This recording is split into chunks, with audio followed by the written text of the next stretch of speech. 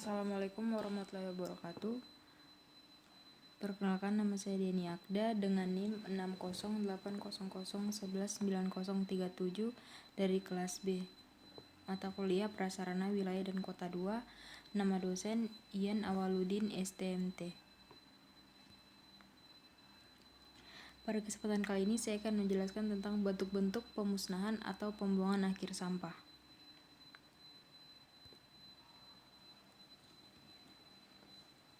Bentuk-bentuk pemusnahan atau pembuangan diklasifikasikan menjadi 5. Yang pertama yaitu open dumping, yang kedua yaitu composting, yang ketiga itu sanitary landfill dan controlled landfill, yang keempat itu incineration, yang kelima itu recycling.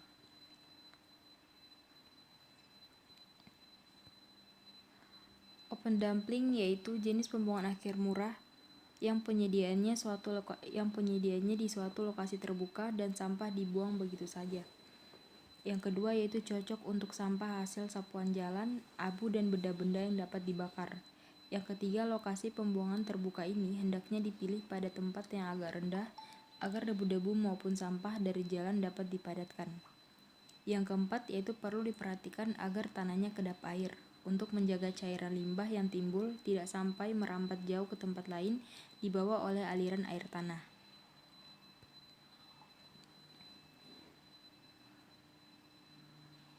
Potensi pencemaran lingkungan dari sistem open dumping yang pertama yaitu bila bercampur dengan sampah organik, maka tempat ini akan menjadi sumber pencemaran lingkungan seperti bau yang tidak sedap, kebakaran, berkumpulnya lalat, nyamuk dan tikus, serta dapat menjadi sumber penyakit menular.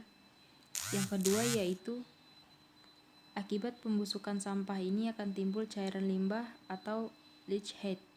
Yang ketiga yaitu estetika lingkungan yang buruk karena pemandangan yang kotor.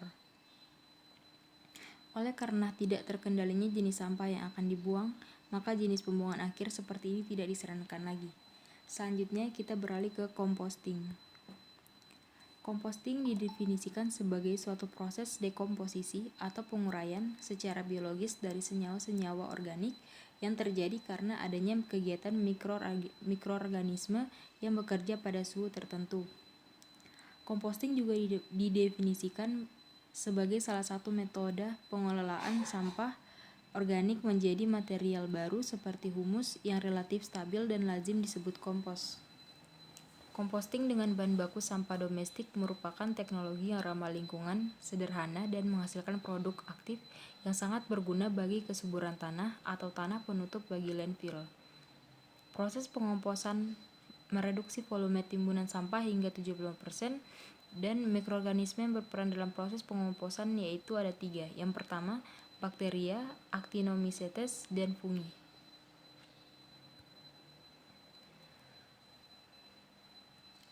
Mikroorganisme yang bekerja pada proses pengomposan yang pertama yaitu mesophilic mikroorganisme yang hidup pada temperatur 23 derajat sampai 45 derajat seperti jamur, actinomycetes, cacing tanah, cacing kremi, keong kecil, semut, dan kumbang tanah.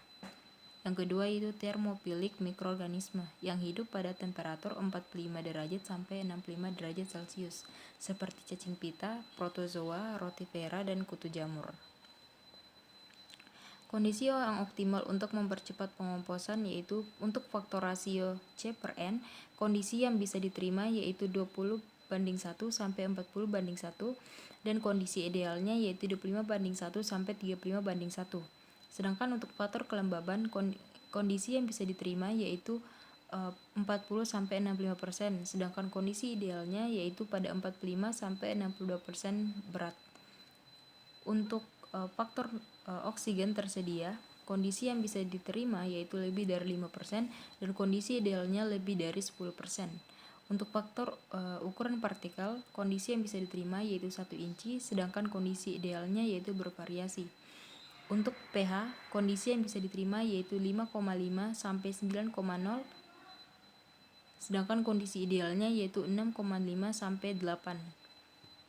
Sedangkan untuk suhu, kondisi yang bisa diterima yaitu 43 sampai 66 derajat Celcius, dan kondisi idealnya yaitu 54-60 derajat Celcius. Yang selanjutnya yaitu sanitary landfill dan controlled landfill. Sanitary landfill atau pergurugan berlapis bersih, sarana pergurugan sampah ke lingkungan yang disiapkan dan dioperasikan secara sistematik dengan penyebaran dan pemadatan sampah pada area penggurugan serta penutupan sampah setiap hari.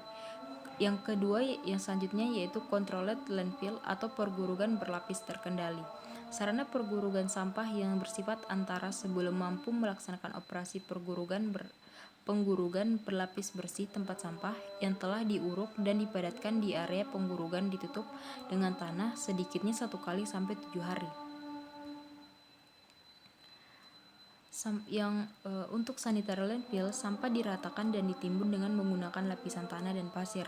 Hingga saat ini merupakan metode yang paling ekonomis dengan dampak lingkungan terendah. Sanitary landfill yang dikelola dengan baik dapat mengubah area yang tidak berguna menjadi open space yang menarik.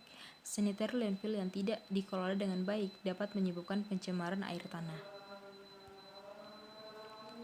Klasifikasi landfill yaitu terbagi atas 3.